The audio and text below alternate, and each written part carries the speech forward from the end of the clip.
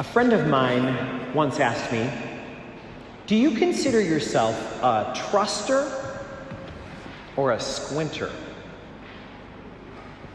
Do you, when meeting someone, assume that they're trustworthy and just wait for them to prove you wrong? Or do you assume they're not trustworthy and make them work to prove that actually they can be trusted? I don't know what that is for you, but it's a good thing for us to ask ourselves. Am I a truster or am I a squinter? Maybe a lot of us are a mix of the two. After all, if you start a new job, you are praying that your new boss is a truster. It's hard enough to go into a new environment where you're learning things and have the supervisor who's watching you assume that you're up to no good.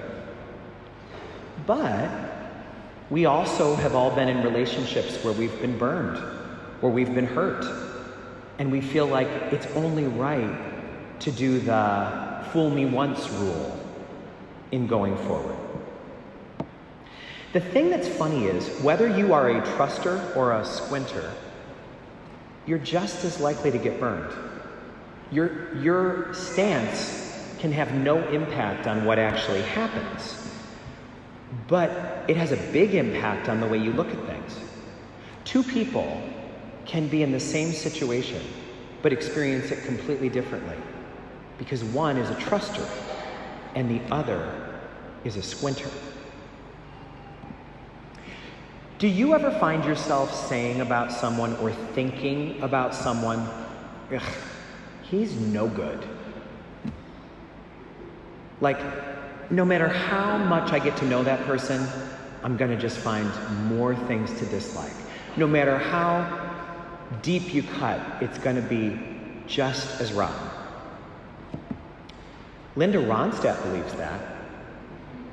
You're no good, you're no good, you're no good. Do you ever say about someone, she's pure evil? Have you ever found yourself thinking that or saying that before? That person is just pure evil.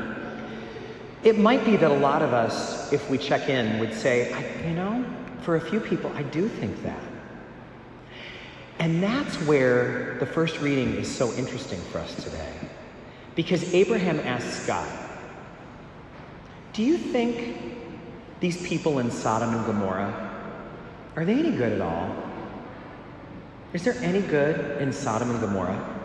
And God starts off saying, evidently not. Evidently, they're no good. And then Abraham says, but what if 0.0001% of them are? What if out of 1,000,000, 10 are good?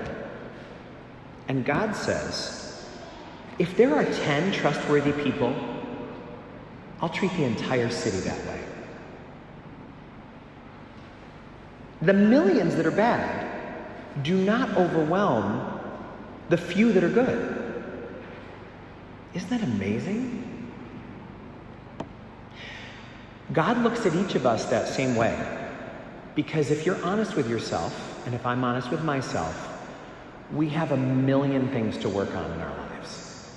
We have 1,000,000 things to work on. Very few of us, when January 1st comes around, say, I don't have any resolutions to think of. I'm doing great. There's nothing I need to work on. That's not true for any of us. But although there might be so many things in us that we need to work on, some of them may be some serious defects. That's not God's focus. God's focus is on what is innocent inside of us. Abraham says, what about the innocent in Sodom and Gomorrah? And God says, I'll overlook all the guilt for the innocence that's there. God's focus is not on the guilt, it's on the innocence. Our focus can be on the guilt. That's how we're going to become beautiful people. if we don't cut ourselves all the slack for the things that really need to be worked on, for the can that we could kick down the road but we really need to deal with now, for the addiction that needs to be addressed, for the relationship struggle that needs to be looked at, for the habits that are undoing us. That's a good focus for us, but that's not God's focus. God is focused on what is innocent inside of us. And that's because God is never confused about who made us.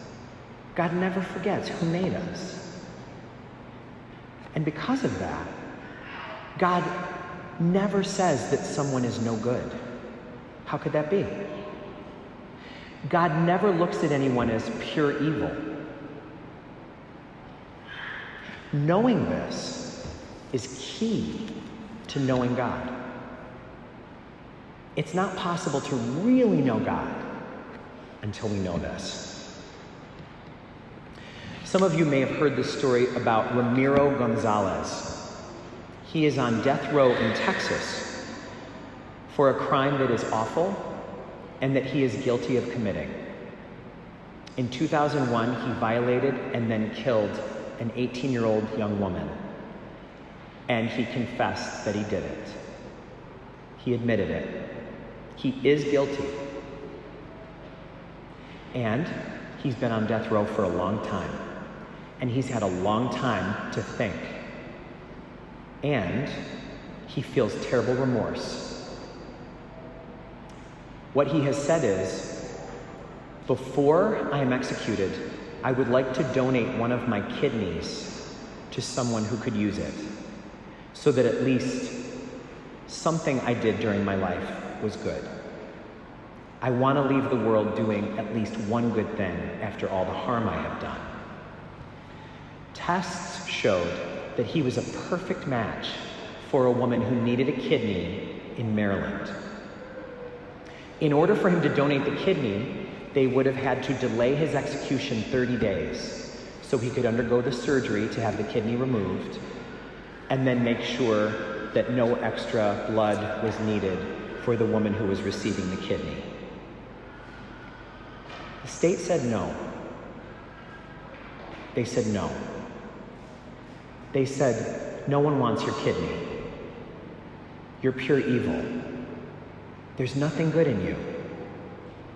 We're not going to let you donate that kidney, even though you want to give it in repentance. I learned online that 17 Americans every day die because they didn't get an organ transplant that they needed. But his kidney, the state says, will not be one of the lives saved. As I look out at you, I see some of you grimacing, and I see you shuddering. And that's good. It's good to find that story icky and terrible, because it's so unlike God. That is not like God at all. That is not what God is like.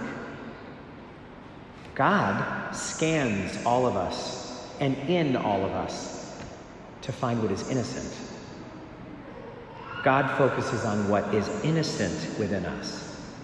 For God, no one is no good. No one is pure evil. God is not confused for a moment about who made us.